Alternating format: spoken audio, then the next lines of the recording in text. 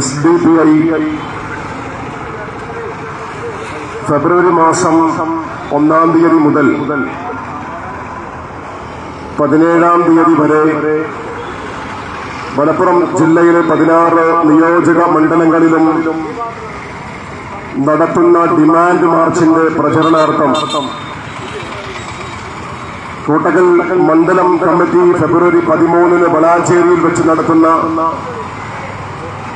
Demand March ആ പ്രോഗ്രാമിലേക്ക് ഈ നാട്ടിലെ മുഴുവൻ ജനങ്ങളെയും സഹൃദയം ക്ഷണിച്ചുകൊണ്ട് അതിന്റെ പ്രചരണാർത്ഥം സംഘടിപ്പിക്കുന്ന പൊന്മള പഞ്ചായത്ത് കമ്മിറ്റി സംഘടിപ്പിച്ച വാഹന പ്രചരണ ജാഥയാണ് നമ്മുടെ ഈ മാണൂർ അങ്ങാടിയിൽ എത്തിച്ചേർന്നിരിക്കുന്നത്.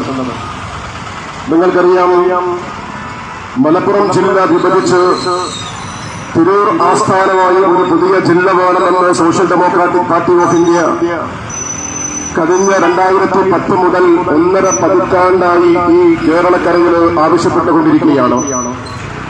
എന്തുകൊണ്ട് ഇത്തരത്തിലുള്ള ഒരു ആവശ്യവുമായിട്ട് social democratic party of India കഴിഞ്ഞ 15 വർഷമായിട്ട് സമരമുഖത്ത് നിൽക്കുന്നു എന്നതിനെക്കുറിച്ച് ജനങ്ങളെ ബോധവൽക്കരിച്ചുകൊണ്ട് നിരന്തരമായ സമര പരിപാടികളെ ഞങ്ങൾ കഴിഞ്ഞ കാലങ്ങളിലൊക്കെ നടത്തിക്കൊണ്ടിരിക്കുകയാണ്. 2009 പാർട്ടി രൂപീകരിച്ച സമയത്ത് മലപ്പുറം ജില്ല മറ്റു ജില്ലകളുമായിട്ട് താരതമ്യപ്പെടുത്തിയപ്പോ വികസനത്തിന്റെ കാര്യത്തിൽ മലപ്പുറം ജില്ലയും മറ്റിതര തെക്കൻ കേരളവും തമ്മിലുള്ള വ്യത്യാസങ്ങള് ഒന്ന് വിലയിരുത്തി നോക്കിയപ്പോ മലപ്പുറം ജില്ലയിൽ സേവന മേഖലയിൽ, വിദ്യാഭ്യാസ മേഖലയിൽ, ആരോഗ്യ മേഖലയിൽ, വ്യാവസായിക മേഖലയിൽ എന്ന് വേണ്ട സകലമായ മേഖലകളിലും മലപ്പുറം ജില്ല പിന്നോക്കമാണ് എന്ന് വസ്തുതകളുടെ അടിസ്ഥാനത്തിൽ കണ്ടെത്തുകയും അതിനുള്ള പോംവഴി എന്ത് എന്ന് പരമ്പരാഗതമായ മലപ്പുറം ജില്ലയിൽ നിന്ന് ജയിച്ചു പോയിക്കൊണ്ടിരിക്കുന്ന രാഷ്ട്രീയ പാർട്ടികൾ മൗനം പാലിക്കുന്ന ഒരു സാഹചര്യത്തിൽ അതിനൊരു പരിഹാരമുണ്ടാക്കാൻ ഒരു പരിഹാരം നിർദ്ദേശിക്കുന്നതിന്റെ ഭാഗമായി നടത്തിയ ചർച്ചയിലാണ് നിലവിൽ മലപ്പുറം ജില്ല, നിങ്ങൾക്കറിയാം, കേരളത്തിലെ വികസനത്തിന്റെ കാര്യത്തിൽ 14-ാം സ്ഥാനത്താണുള്ളത്. എന്തുകൊണ്ട് മലപ്പുറം ജില്ല 14-ാം സ്ഥാനത്തായി എന്ന് ചോദിച്ചാൽ തൊട്ടപ്പുറം മറ്റൊരു ജില്ല ഇല്ല. അല്ലെങ്കിൽ കേരളത്തിൽ ആകെയുള്ള ജില്ലകളുടെ എണ്ണം എന്ന് പറയുന്നത് 14ആണ്. 13 ജില്ലകളും നമ്മുടെ മുന്നിൽ നിൽക്കുമ്പോൾ മലപ്പുറം ജില്ല വികസനത്തിന്റെ കാര്യത്തിൽ 14-ാം സ്ഥാനത്ത് നിൽക്കുന്ന ഒരു ഗതികേട് ഇവിടെ സംജാതമായപ്പോ അതിനൊരു പരിഹാരമെന്ത് എന്ന ചർച്ചയുടെ ഫലമായിട്ടാണ് 2010 SDPI മലപ്പുറം ജില്ലാ കമ്മിറ്റി വളരെ ഗൗരവതലത്തിലുള്ള ചർച്ചകൾക്ക്, സംവാദങ്ങൾക്ക്, സിമ്പോസിയങ്ങൾക്ക്, സെമിനാറുകൾക്ക് ശേഷം ഈ ഒരു ഡിമാൻഡ്, ഒരു പുതിയ ജില്ല കേരളത്തിൽ രൂപീകരിക്കണം, മലപ്പുറം ജില്ല വിഭജിച്ചുകൊണ്ട് ഒരു പുതിയ ജില്ല രൂപീകരിക്കണം എന്ന ഒരു ഡിമാൻഡുമായിട്ട് ഞങ്ങൾ സമരമുഖത്തേക്ക് വരുന്നത്. ഇതിന്റെ ആവശ്യം, പ്രിയപ്പെട്ടവരെ, ഞങ്ങളിത് പറയുമ്പോ ഇത് ഏതെങ്കിലും ഒരു രാഷ്ട്രീയ പാർട്ടിയുടെ താല്പര്യപ്രകാരമോ അല്ലെങ്കിൽ ഏതെങ്കിലും ഒരു മതവിഭാഗത്തിന്റെ താല്പര്യമോ അല്ല, മറിച്ച് ഈ മലപ്പുറം ജില്ലയിൽ ജീവിച്ചുകൊണ്ടിരിക്കുന്ന 2011 കാനേഷുമാരി കണക്ക് പ്രകാരം 42,10,000 അല്ലെങ്കിൽ 42 ലക്ഷം ആളുകളാണ് മലപ്പുറം ജില്ലയുടെ ജനസംഖ്യ എന്ന് 2011 കാനേഷുമാരി കണക്ക് വിളിച്ചു പറയുമ്പോ അതിന് 2026 എത്തി നിൽക്കുമ്പോ 42-ൽ നിന്ന് നമ്മുടെ ജനസംഖ്യ എന്ന് പറയുന്നത് 50 ലക്ഷമാണ്. ഈ 50 ലക്ഷം ജനങ്ങൾക്ക് ആവശ്യമായ രീതിയിൽ സേവന പ്രവർത്തനങ്ങള്, അതുപോലെ ആരോഗ്യ മേഖലയില്, വിദ്യാഭ്യാസ മേഖലയില്, വ്യാവസായിക മേഖലയില് മലപ്പുറത്തിന്റെ പിന്നോക്കാവസ്ഥയുടെ കഥകൾ മാത്രമാണ് നമുക്ക് പറയാനുള്ളത്. ഞങ്ങളിത് പറയുമ്പോ ഇവിടുത്തെ പള്ളിമുനാരങ്ങൾ ചൂണ്ടിക്കാണിച്ചുകൊണ്ട്, മദ്രസ ബിൽഡിങ്ങുകൾ കാണിച്ചുകൊണ്ട്, അല്ലെങ്കിൽ നമ്മുടെ അങ്ങാടികളിൽ ഉയർന്നു നിൽക്കുന്ന അമ്പര ചുണ്ടുകളായ ബിൽഡിങ്ങുകൾ കാണിച്ചുകൊണ്ട് ഇവിടുത്തെ പരമ്പരാഗത രാഷ്ട്രീയ പാർട്ടികൾ പറയുന്നത് എന്താ മലപ്പുറത്തിന് കുറവ് എന്നാണ്. അവരോട് ഞങ്ങൾക്ക് ചോദിക്കാനുള്ളത്, പ്രിയപ്പെട്ടവരെ, ഇവിടുത്തെ ബിൽഡിങ്ങുകളോ അല്ലെങ്കിൽ ഇവിടുത്തെ കെട്ടിടങ്ങളോ പള്ളിമുനാരങ്ങളോ അല്ലെങ്കിൽ അനാഥാലയങ്ങളോ അല്ലെങ്കിൽ മദ്രസ ബിൽഡിങ്ങുകളോ അല്ല ഈ നാടിന്റെ വികസനത്തിന്റെ മാനദണ്ഡം എന്ന തിരിച്ചറിവ് നമുക്ക് വേണം. ഇങ്ങനെ തലയെടുപ്പോട് കൂടിയിട്ട് സംസ്ഥാനത്ത് ഇവിടെ മലപ്പുറം ജില്ല ഉയർന്നു നിൽക്കുന്നുവെങ്കിൽ അതിന്റെ കാരണക്കാർ എന്റെയും നിങ്ങളുടെയും സഹോദരങ്ങൾ, നമ്മുടെ പിതാക്കന്മാർ, നമ്മുടെ പ്രപിതാക്കന്മാർ, അവർ ഗൾഫിൽ പോയിട്ട്, വിദേശത്ത് പോയിട്ട്, അവരുടെ നാടും വീടും വിട്ട് അവർ വിദേശത്ത് പോയിട്ട് അധ്വാനിച്ചിട്ട് അതിന്റെ അംശം അവർ ഉയർപ്പെടുത്തി ഉണ്ടാക്കിയ വരുമാനം കൊണ്ട് ഈ നാട്ടിൽ കെട്ടിപ്പൊക്കിയ ബിൽഡിങ്ങുകൾ കണ്ടുകൊണ്ടാണ് ചിലർ പറയുന്നത് ഇതുപോലെ മലപ്പുറത്തിന് എന്ന്. അതാണോ പ്രിയപ്പെട്ടവരെ വരുമാനം നമ്മുടെ നാടിന്റെ വികസനം എന്ന് പറയുന്നത്? നമ്മളൊന്ന് ഡോക്ടറെ കാണിക്കണമെങ്കിൽ, ഒന്ന് തലവേദന പിടിച്ചാൽ, ഒന്ന് പനി പിടിച്ചാൽ, ഒന്ന് അസുഖം വന്നാൽ നിങ്ങൾ എവിടേക്കാണ് ഓടുന്നത്? തൊട്ടടുത്ത ഒതുക്കുങ്ങളിലേക്ക്, അല്ലെങ്കിൽ തൊട്ടപ്പുറത്ത് നിങ്ങൾക്കറിയാം കോട്ടക്കലിലേക്ക്, മലപ്പുറത്തേക്ക്. അവിടെ പോയാൽ നമ്മളെ കാത്തിരിക്കുന്നത് ആരാ? സൂപ്പർ സ്പെഷ്യാലിറ്റി ആശുപത്രികൾ എന്ന് പറഞ്ഞിട്ട് പ്രൈവറ്റ് മേഖലയിലുള്ള ആശുപത്രികളാണ് നമ്മളെ കാത്തിരിക്കുന്നത്. അതിനപ്പുറം എന്ത്? മലപ്പുറം ജില്ലയിൽ നിന്നാണ് സംസ്ഥാനത്തേക്ക് ഏറ്റവും കൂടുതൽ നികുതി കൊടുക്കുന്നത്. മലപ്പുറത്തെ ജനങ്ങൾ 50 ലക്ഷത്തോളം വരുന്ന ജനങ്ങൾക്ക് കിട്ടേണ്ട ആരോഗ്യ മേഖലയിലുള്ള സേവനങ്ങൾ അത് അന്യം നിന്ന് പോകാനുള്ള കാരണം എന്താണ്? അത് ചോദിക്കാൻ ഇവിടെ ആളില്ലാതെ പോയത് എന്താണ്? ന്യായമായ ഈ ചോദ്യമാണ് കഴിഞ്ഞ 10-15 വർഷമായിട്ട് SDPI കേരളക്കരയില് വിശിഷ്യ മലപ്പുറത്തെ ജനങ്ങളോട് ഞങ്ങൾ ഉണർത്തിക്കൊണ്ടിരിക്കുന്നത്. പ്രിയമുള്ളവരെ, കേരള സംസ്ഥാനം രൂപീകരിച്ചത് നിങ്ങൾക്കറിയാം 956 നവംബർ 1-നാണ്. എന്നെ ശ്രമിക്കുന്ന എന്റെ നാട്ടുകാരായ എന്റെ മാനവേർക്കാരോട് എനിക്ക് ഓർമ്മപ്പെടുത്താനുള്ളത്, പ്രിയപ്പെട്ടവരെ, 956 നവംബർ 1-ന് കേരള സംസ്ഥാനം രൂപം കൊണ്ടപ്പോ കേവലം ഈ 14 ജില്ലകള്, നമ്മൾ ഇന്ന് കാണുന്ന 14 ജില്ലകളുമായിട്ടല്ല കേരള സംസ്ഥാനം രൂപം കൊണ്ടത്. എന്നെ ശ്രമിക്കുന്ന രാഷ്ട്രീയ പാർട്ടികൾക്ക് വേണ്ടി കൊണ്ടുപിടിക്കുന്നവരോട് എനിക്ക് ചോദിക്കാനുള്ളത്, പ്രിയപ്പെട്ടവരെ, നിങ്ങൾ കണക്കുകളെടുത്ത് പരിശോധിക്കണം. 956 നവംബർ 1-ന് കേരള സംസ്ഥാനം രൂപീകരിക്കുന്നത് മദ്രാസ് സ്റ്റേറ്റിന്റെ ഭാഗമായിരുന്ന ചില പ്രദേശങ്ങൾ ഉൾപ്പെടുത്തിക്കൊണ്ട് ഒരു സംസ്ഥാനം രൂപീകരിച്ചപ്പോ തിരുവനന്തപുരവും അതുപോലെ കൊല്ലവും കോട്ടയവും തൃശൂരും അങ്ങനെ 4 ജില്ലകൾ മാത്രമായിരുന്നു അന്ന് സംസ്ഥാനത്തുണ്ടായിരുന്നത്. 956-ന് 4 ജില്ലകളോടുകൂടി തുടങ്ങിയ കേരളം എന്ന് പറയുന്ന കൊച്ചു സംസ്ഥാനം, ദൈവത്തിന്റെ സ്വന്തം നാട് എന്ന് വിളിക്കുന്ന ഗോഡ്സ് ഓഫ് കൺട്രിയായ ഈ നാട് 4 ജില്ലകളിലൂടെയാണ് തുടങ്ങിയത് എങ്കിൽ നിങ്ങൾക്കറിയാം പിന്നീട് ഇങ്ങോട്ട് പതിറ്റാണ്ടുകളിലൂടെയാണ് 984 അവസാനമായിട്ട് കാസർഗോഡ് ജില്ല പ്രഖ്യാപിച്ചതിലൂടെയാണ് 4-ൽ നിന്ന് 14-ലേക്ക് എത്തിയത്. നിങ്ങൾ മനസ്സിലാക്കണം, 969-ലാണ് മലപ്പുറം ജില്ല രൂപീകരിക്കുന്നത്. മലപ്പുറം ജില്ല രൂപീകരിക്കുന്ന സമയത്ത് 4 താലൂക്കുകളാണ് ഉണ്ടായിരുന്നത്. പ്രിയപ്പെട്ടവരെ, അവസാനമായിട്ട് നിങ്ങൾക്കറിയാം കാസർഗോഡ് ജില്ല രൂപീകരിച്ചത് 984-ലാണ്. ആ 84-ൽ കാസർഗോഡ് ജില്ല രൂപീകരിക്കുന്ന സമയത്ത് എവിടെയും പറഞ്ഞിട്ടില്ല ഇത് അവസാനത്തെ ജില്ലയാണ് എന്ന്. അതിനു മുമ്പ് നിങ്ങൾക്കറിയാം ജനസംഖ്യാനുപാതികമായിട്ട് ജില്ലകൾ വിഭജനം നടത്തിക്കൊണ്ടാണ് പുതിയ ജില്ലകൾ വന്നത് എങ്കിൽ എന്തുകൊണ്ട് 84-ഓട് കൂടിയിട്ട് സംസ്ഥാനത്ത് നമുക്കറിയാം പുതിയ ജില്ലയുടെ രൂപീകരണം അവസാനിച്ചു എന്നത് നമ്മൾ ഗൗരവത്തോടു കൂടി കാണേണ്ടതുണ്ട്. കേരളത്തിന്റെ നിയമസഭയിൽ കഴിഞ്ഞ 2-3 വർഷങ്ങൾക്ക് മുമ്പ് നിങ്ങൾക്കറിയാം തെക്കൻ കേരളത്തിൽ നിന്നുള്ള ഒരു MLA അദ്ദേഹം ആവശ്യപ്പെട്ടത് എറണാകുളം ജില്ല വിഭജിച്ചുകൊണ്ട് മൂവാറ്റുപുഴ ജില്ല വേണമെന്ന് പറഞ്ഞപ്പോ കേരളത്തിലെ മലപ്പുറം ജില്ലയിലാണ് ഏറ്റവും കൂടുതൽ നിയോജക മണ്ഡലങ്ങളുള്ളത്. 16 പേരിരിക്കുന്നത്. പ്രിയപ്പെട്ട നാട്ടുകാരെ, മലപ്പുറത്തെ ജനങ്ങളെ, നിങ്ങൾ ഉണരുക, നിങ്ങൾ അറിയുക, നിങ്ങൾ മനസ്സിലാക്കുക.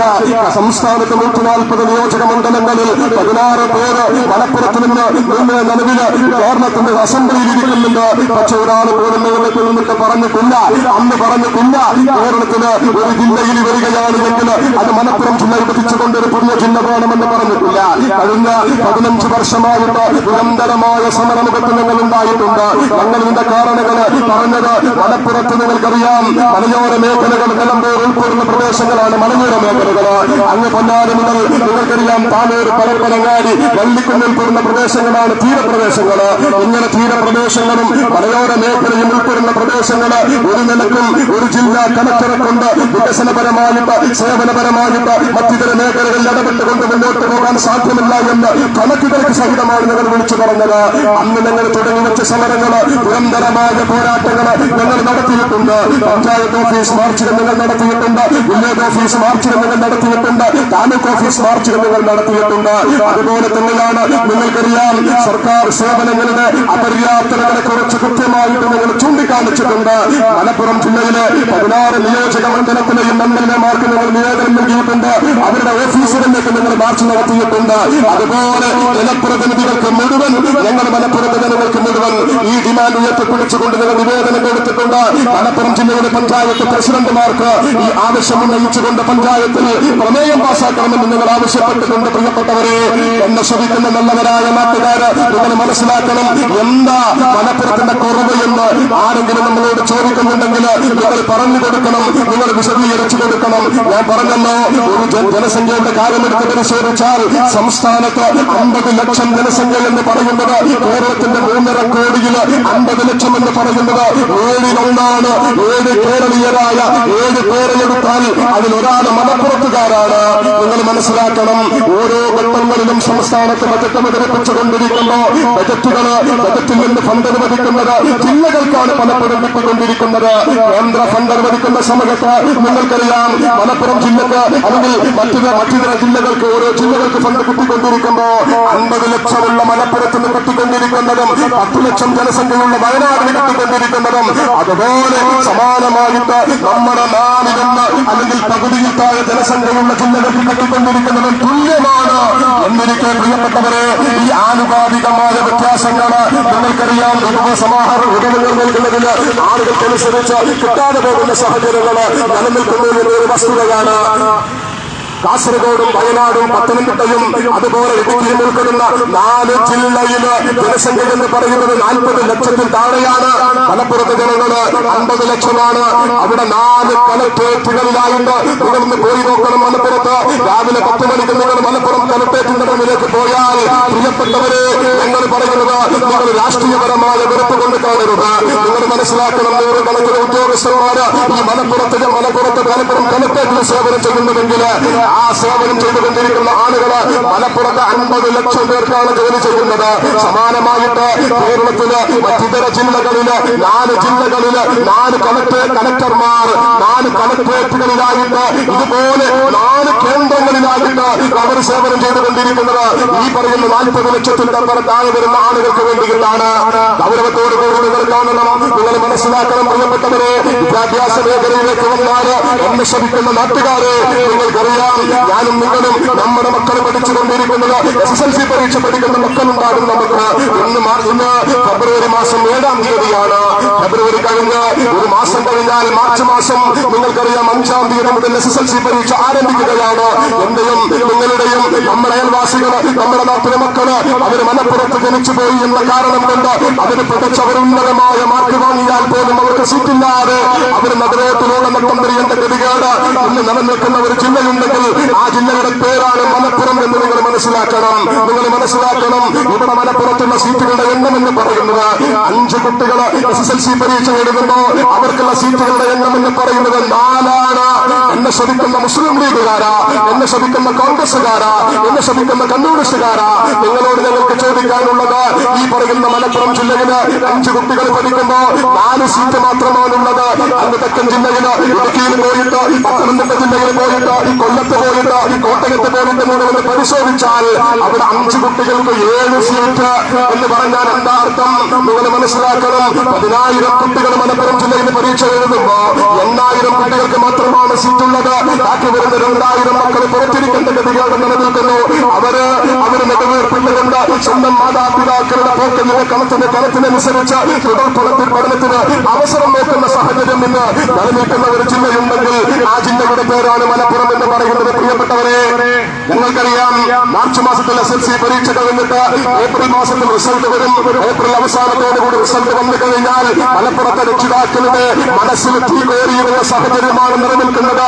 1 മുതൽ 10 വരെ പറഞ്ഞയച്ച് പഠിപ്പിച്ചിട്ട് തുടർന്നങ്ങോട്ട് പഠിക്കാൻ അവർക്ക് സീറ്റില്ലാത്ത ഗതികേട്. നിങ്ങൾ പോയിട്ട് പത്തനംതിട്ട ജില്ലയിൽ പോയിട്ട് നിങ്ങൾ അപ്ലിക്കേഷൻ കൊടുത്താൽ നമ്മുടെ മക്കള് അവരാഗ്രഹിക്കുന്ന സീറ്റിൽ അവർക്ക് പഠിക്കാൻ അവസരമുണ്ട്. തെക്കൻ ജില്ലയില് ഏത് ജില്ലകളിലും നിങ്ങൾ പോയിട്ട് പരിശോധിച്ചാൽ അവിടെ നമ്മുടെ മക്കള് അവിടെ പോയിട്ട് അപേക്ഷ കൊടുത്താൽ അവിടെ സീറ്റ് കിട്ടും. ഇതാണോ വേണ്ടത്? ഇവിടെ ചില രാഷ്ട്രീയ പാർട്ടികൾ അവര് കുത്തലുകളാക്കി വെച്ചതിന്റെ പേരിൽ മലപ്പുറത്തെ ജനങ്ങൾക്ക് കിട്ടേണ്ട ആനുകൂല്യങ്ങൾ നഷ്ടപ്പെട്ടുകൊണ്ടിരിക്കുമ്പോ ഇത് വിളിച്ചു പറയുമ്പോ ഞങ്ങളോട് കൊഞ്ഞനും കുത്തിയിട്ട് കാര്യമില്ല. പ്രിയപ്പെട്ടവരെ, ഞങ്ങൾക്കതാ സൂചിപ്പിക്കാനുള്ളത്, മലപ്പുറം ജില്ലയുടെ പിന്നോക്കാവസ്ഥകളെ കുറിച്ച് പറയുമ്പോ ഏതെങ്കിലും ഒരു രാഷ്ട്രീയ പാർട്ടിക്കെതിരെയാണ് എന്ന രീതിയിലാണ് പലരും അതിനെ ചിത്രീകരിക്കാറുള്ളത്. പക്ഷേ യാഥാർത്ഥ്യങ്ങളുടെ കണക്കുകൾ ഓടിവെക്കാൻ ഒരാൾക്കും സാധ്യമല്ല. നിങ്ങൾ മനസ്സിലാക്കണം, ഇത് +1 സീറ്റിന്റെ കാര്യത്തിൽ മാത്രമല്ല.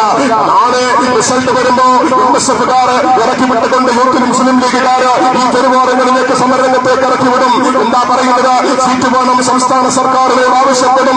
ഇവരുടെ ആവശ്യങ്ങൾ കേട്ടാൽ നമുക്ക് തോന്നിപ്പോവുക ഇവർ അധികാരത്തിൽ വന്നിട്ടില്ലേ എന്ന് നിങ്ങൾ ആലോചിക്കണം. 2011 മുതൽ 2016 വരെ കേരളത്തിലെ വിദ്യാഭ്യാസ വകുപ്പ് കൈകാര്യം ചെയ്തതാരാ? പ്രിയപ്പെട്ട ലീഗുകാരാ, മുസ്ലിം ലീഗിലെ നേതാക്കന്മാരല്ലേ? നാലകത്തെ സുഫി സാഹിബിനെ പോലെ, അബ്ദുറബിനെ പോലെ, ടി മുഹമ്മദ് ബഷീർ സാഹിബിനെ പോലെ നിങ്ങളുടെ നേതാക്കന്മാർ കേരളക്കരയിൽ വിദ്യാഭ്യാസ വകുപ്പ് കൈകാര്യം ചെയ്തിട്ടില്ലേ? എന്നിട്ടെന്തേ മലപ്പുറത്തെ മക്കൾക്ക് പഠിക്കാൻ അവസരമില്ലാതെ പോയത്? മുസ്ലിം ലീഗിന് വോട്ട് ചെയ്താൽ അല്ലെങ്കിൽ UDF വോട്ട് ചെയ്താൽ ഇവിടുത്തെ മക്കൾക്ക് പഠിക്കാൻ അവസരം വേണ്ട എന്നാണോ നിങ്ങൾ പറയുന്നത്? ഞങ്ങൾ പറയുന്നത് ചോദിക്കേണ്ട രീതിയിൽ ചോദിച്ചുകൊണ്ട് തന്നെയാണ് social democratic party of India ഈ രാജ്യത്ത് ഒരു പ്രതിപക്ഷത്തിന്റെ ദൗത്യം ഏറ്റെടുത്തുകൊണ്ട് 2009 മുതൽ പിറവിയെടുത്ത് ഇന്ന് ഇന്ത്യ മഹാരാജ്യത്തെ മുഴുവൻ തുറന്ന് പന്തലിച്ചുകൊണ്ട് ഞങ്ങൾ മുന്നോട്ട് പോയിക്കൊണ്ടിരിക്കുന്നത്. ഒരുപക്ഷെ നിങ്ങൾ വിചാരിക്കുന്നത് അല്ലെങ്കിൽ ഇവിടുത്തെ ചില പരമ്പരാഗത രാഷ്ട്രീയക്കാർ വിചാരിക്കുന്നത് ഒരു തെരഞ്ഞെടുപ്പിൽ പരാജയപ്പെട്ടാൽ ഞങ്ങൾ അങ്ങ് മാളത്തിലൊളിക്കുമെന്നാണ് നിങ്ങൾ കരുതുന്നതിലെങ്കിൽ പ്രിയപ്പെട്ടവരെ, നിങ്ങൾ തെറ്റി. അങ്ങനെ തെരഞ്ഞെടുപ്പുകളിൽ പരാജയപ്പെടുകയില്ല എന്ന് കരുതിയിട്ടല്ല ഞങ്ങൾ തെരഞ്ഞെടുപ്പിൽ മത്സരിക്കാൻ ഇറങ്ങുന്നത്. ഞങ്ങൾ ഈ നാടിന്റെ സ്പന്ദനമാണ്, ഈ നാടിന്റെ മർമ്മമറിഞ്ഞവരാണ്, ഈ നാടിന്റെ പ്രശ്നമറിഞ്ഞവരാണ്, ഈ നാടിന്റെ ജനങ്ങൾക്കൊപ്പം നിന്നവരാണ്. ഒരു സംശയവും വേണ്ട. ഈ നാട് ഞങ്ങളെ കാത്തു സൂക്ഷിച്ചിട്ടുണ്ട്, ഞങ്ങളുടെ കൂടെ നിന്നിട്ടുണ്ട്. ആ നാടിന്റെ കൂടെ നിൽക്കാൻ, ഈ നാട്ടിലെ ജനങ്ങളുടെ കൂടെ നിൽക്കാൻ ഞങ്ങൾ പ്രതിജ്ഞാബദ്ധമാണ്. ഒരു പരാജയം കൊണ്ട് അസ്തമിച്ചു പോകുന്ന രാഷ്ട്രീയ പ്രസ്ഥാനമല്ല social democratic party of India. India രാജ്യത്ത് പറന്ന് പന്തലിച്ചുകൊണ്ട് ഈ രാജ്യം അഭിമുഖീകരിച്ചു കൊണ്ടിരിക്കുന്ന പ്രശ്നങ്ങൾക്ക് പരിഹാരം കാണണമെന്ന ആലികമായ ദൗത്യമേറ്റെടുത്തുകൊണ്ട് സംഘപരിവാരത്തിന്റെ മുന്നിൽ ഞങ്ങൾ മുട്ടുറച്ചിട്ടില്ലെങ്കിൽ ഒരു UDF-കാരനെയും ഭയപ്പെടാതെ രാജ്യത്തെ കൃത്യമായ രാഷ്ട്രീയ പ്രവർത്തനം നടത്തിക്കൊണ്ട് മുന്നോട്ട് പോകുന്ന ഒരു രാഷ്ട്രീയ സംവിധാനമാണ് social democratic party of India. പ്രിയപ്പെട്ടവരെ, സമയത്തിന്റെ കുറവ് കൊണ്ട് നോക്കി പറയാൻ പ്രയാസമുണ്ട്.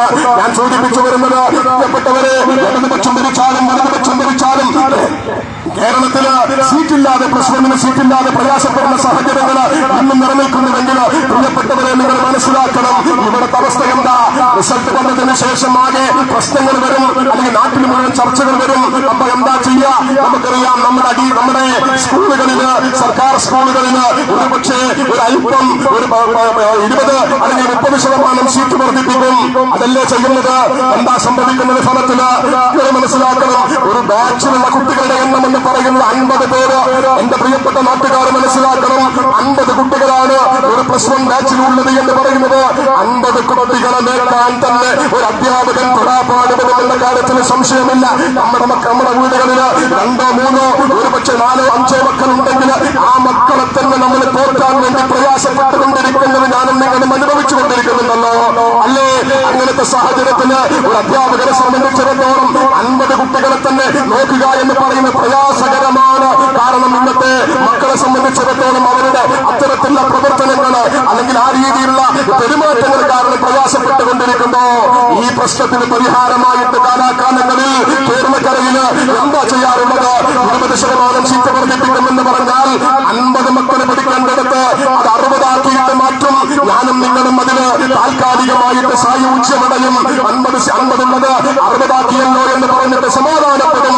എന്റെ പ്രിയപ്പെട്ട രക്ഷിതാക്കളെ, നമ്മുടെ മക്കളുടെ വിദ്യാഭ്യാസ നിലവാരമാണ് അതിലൂടെ പകരുന്നത് എന്ന ബോധം നമുക്കില്ലാതെ പോകുന്നു.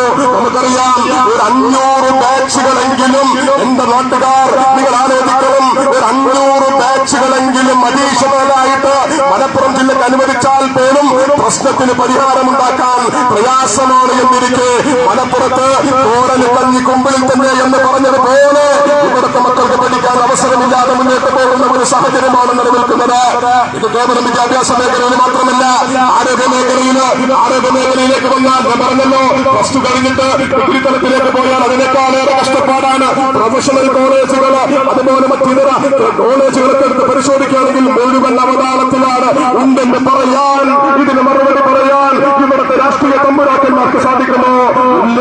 അവർ മാളത്തിലൊരിക്കും, ഒരു സംശയം വേണ്ട. പ്രിയപ്പെട്ടവരെ, ഇനി ആരോഗ്യ മേഖലയിലേക്ക് വന്നാൽ ഞാൻ കൂടുതൽ പറയുന്നില്ല, 1-2 ഉദാഹരണങ്ങൾ മാത്രം പറഞ്ഞിട്ട് ഞാൻ അവസാനിപ്പിക്കാം.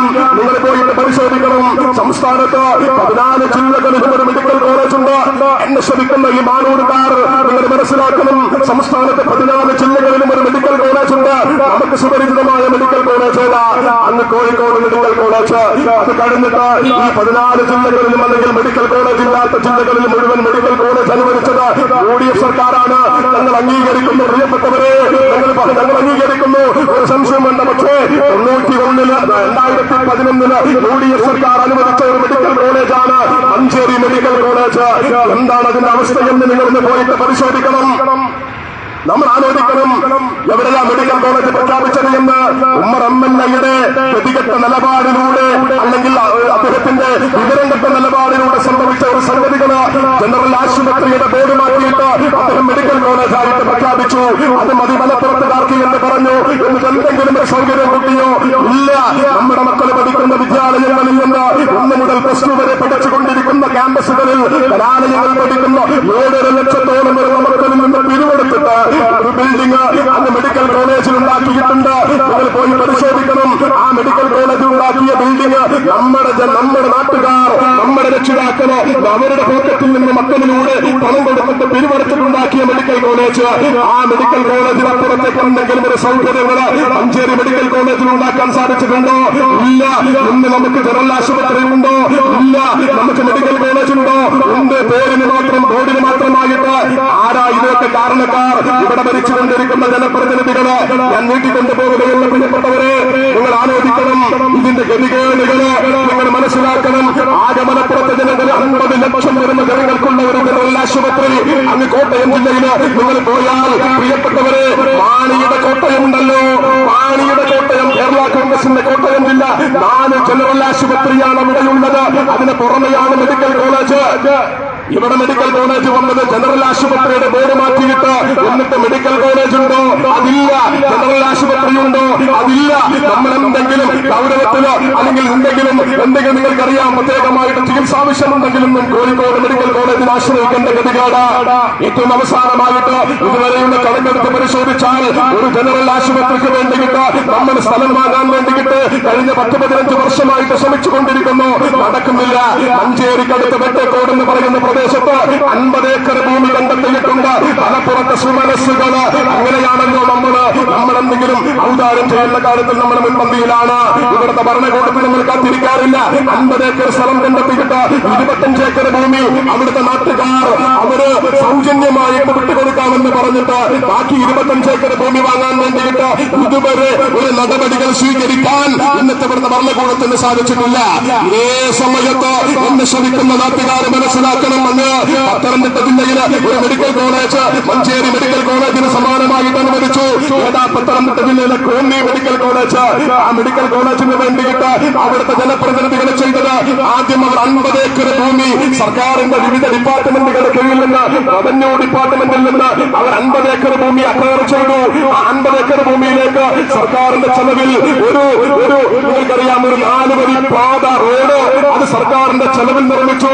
അത് നിങ്ങൾക്കറിയാം, അവിടെ ബിൽഡിംഗ് ഉണ്ടാക്കാൻ വേണ്ടി ഉമ്മൻചാണ്ടി സർക്കാർ 110 കോടി രൂപ അനുവദിച്ചു. അത് കഴിഞ്ഞിട്ട് പിന്നീട് വന്ന LDF സർക്കാർ ആ പറയുന്ന കോന്നി മെഡിക്കൽ കോളേജിന് വേണ്ടിയിട്ട് 315 കോടി രൂപ അനുവദിച്ചു. 1.5 ലക്ഷം സ്ക്വയർ ഫീറ്റിന് ഒരു സൂപ്പർ സ്പെഷ്യാലിറ്റി ഹോസ്പിറ്റല് നമ്മുടെ ജനസംഖ്യക്ക് 1/3 വരുന്ന പത്തനംതിട്ട ജില്ലയില് തലയെടുപ്പോട് കൂടിയിട്ട് പത്തനംതിട്ടയിലെ ജനങ്ങൾക്ക് മുഴുവൻ ആശ്രയമായി നിലകൊള്ളുന്നുവെങ്കില് നമ്മുടെ മലപ്പുറത്തിന്റെ മെഡിക്കൽ കോളേജ് ഇന്നും നമുക്കറിയാം അത് ഒരു പ്രേതഭൂമി കണക്കെ നിലനിൽക്കുന്ന സാഹചര്യമാണ് നിലനിൽക്കുന്നത്. ഇത് വിളിച്ചു പറയുമ്പോ ഞങ്ങളോട് കൊഞ്ഞനം കുത്തിയിട്ട് കാര്യമില്ല പ്രിയപ്പെട്ടവരെ. ഇതിന് പരിഹാരമുണ്ടാക്കേണ്ടത് അനിവാര്യമാണ്. ഞങ്ങൾ പറയുന്നത് മലപ്പുറം ജില്ലയുടെ ഈ സാഹചര്യങ്ങൾ മാറണമെങ്കിൽ ഒരു പുതിയ ജില്ല വരണം, 2 ജില്ല വരണം. നമുക്ക് സർക്കാർ ഓഫീസുകൾ 2 നിലവിൽ ഇരട്ടിയായിട്ട് മാറേണ്ടതുണ്ട്. ഒരു സംശയം വേണ്ട. താലൂക്കിലാണ് ഞാനും നിങ്ങളും വരുന്നത്. താലൂക്കിലെ തഹസിൽദാരുടെ കീഴിൽ വരുന്ന ജനസംഖ്യ എന്ന് പറയുന്നത് 9.25 ലക്ഷമാണ്. ഒരു സർട്ടിഫിക്കറ്റിന് വേണ്ടി അപേക്ഷ കൊടുത്താൽ നിങ്ങൾക്കറിയാം, ഒരു നോൺ ക്രീമി ലെയർ സർട്ടിഫിക്കറ്റിന് നമ്മുടെ മക്കൾക്ക് പഠിക്കാൻ വേണ്ടിയിട്ട് പൊന്മള വില്ലേജ് ഓഫീസർക്ക് അപേക്ഷ കൊടുത്താൽ വില്ലേജ് ഓഫീസർ റെഫർ ചെയ്യുന്നത് അങ്ങ് തിരൂർ തഹസിൽദാർക്കാണ്. ആ തഹസിൽദാരുടെ കീഴിൽ വരുന്ന ജനസംഖ്യ 9.25 ലക്ഷമാണ്. അങ്ങ് പത്തനംതിട്ട ജില്ലയില്, കോട്ടയം ജില്ലയില്, അതുപോലെ തെക്കൻ ജില്ലകളില് 1.5 ലക്ഷത്തിന് അല്ലെങ്കിൽ 2 ലക്ഷം ജനങ്ങൾക്ക് ഒരു താലൂക്ക് ഓഫീസ്, ഒരു തഹസിൽദാരുടെ സേവനം കിട്ടിക്കൊണ്ടിരിക്കുന്നു. ഈ പറയുന്ന മലപ്പുറത്ത് 10 ലക്ഷം 8 ലക്ഷം ജനങ്ങളാണ് ഒരു തഹസിൽദാരുടെ കീഴിൽ വരുന്നത്, ഒരു താലൂക്കിന്റെ കീഴിൽ വരുന്നത്. ഇങ്ങനെയാണ് മലപ്പുറം മലപ്പുറത്തിന്റെ ജനസംഖ്യയുടെ നിങ്ങൾക്കറിയാം ഓരോ ഓഫീസിന്റെയും കീഴിൽ വരുന്ന ആളുകളുടെ എണ്ണമെന്ന് പറയുന്നത് ഫലത്തിൽ സംഭവിക്കുന്നുണ്ട്. നമുക്ക് കിട്ടേണ്ടത് മുഴുവൻ അങ്ങിൽ നിന്ന് പോകുന്നു പ്രിയപ്പെട്ടവരെ. അതുകൊണ്ട് ഗൗരവത്തോട് കൂടിയിട്ട് മലപ്പുറം ജില്ല വിഭജിച്ചുകൊണ്ട് 2 ജില്ലയാക്കിയിട്ട് ഇവിടുത്തെ ജനങ്ങൾക്ക് സർക്കാർ സംവിധാനത്തിൽ പഠിക്കാനുള്ള അവസരങ്ങള്, ആരോഗ്യ മേഖലയില് ചികിത്സാ സൗകര്യങ്ങള്, വ്യാവസായിക മേഖലയിലെ സൗകര്യങ്ങള്, സേവന മേഖലയിൽ കിട്ടേണ്ട കാര്യങ്ങള് ഇത് അനുവദിച്ചു കൊടുക്കുന്നതിന് വേണ്ടിയിട്ട് ഒരു പുതിയ ജില്ലയ്ക്ക് വേണ്ടിയിട്ടുള്ള പോരാട്ടമാണ് കഴിഞ്ഞ 15 വർഷമായിട്ട് social democratic party of India നടത്തിക്കൊണ്ടിരിക്കുന്നത്. ഈ പോരാട്ടത്തിന് എന്റെ പ്രിയപ്പെട്ട നല്ലവരായ നാട്ടുകാർ, ഞങ്ങളറിഞ്ഞ ഞങ്ങളെ മനസ്സിലാക്കിയ ഇവിടുത്തെ നല്ലവരായ ജനങ്ങള്, നിങ്ങളുടെ മനസ്സാവാച കർമ്മണ, നിങ്ങളുടെ പിന്തുണ, നിങ്ങളുടെ എല്ലാ അർത്ഥത്തിലുമുള്ള സഹായം അഭ്യർത്ഥിച്ചുകൊണ്ട് കോട്ടക്കൽ മണ്ഡലം കമ്മിറ്റി സംഘടിപ്പിക്കുന്ന ഡിമാൻഡ് മാർച്ച് ഫെബ്രുവരി 13-ന് വളാഞ്ചേരിയിൽ വെച്ചുകൊണ്ട് നടക്കുന്ന പ്രിയപ്പെട്ടവരെ, ആ മാർച്ചിലേക്ക്, ആ സമരത്തിലേക്ക് ഈ നാട്ടിലെ മുഴുവൻ ജനങ്ങളെയും ക്ഷണിച്ചുകൊണ്ട് എന്നെ ശ്രമിച്ച മുഴുവൻ നാട്ടുകാർക്കും ഊഷ്മളമായ നന്ദി അറിയിച്ചുകൊണ്ട് ഞാൻ അവസാനിപ്പിക്കുന്നു. നന്ദി, നമസ്കാരം. ജയ് ഹിന്ദ്, ജയ് സോഷ്യൽ ഡെമോക്രസി.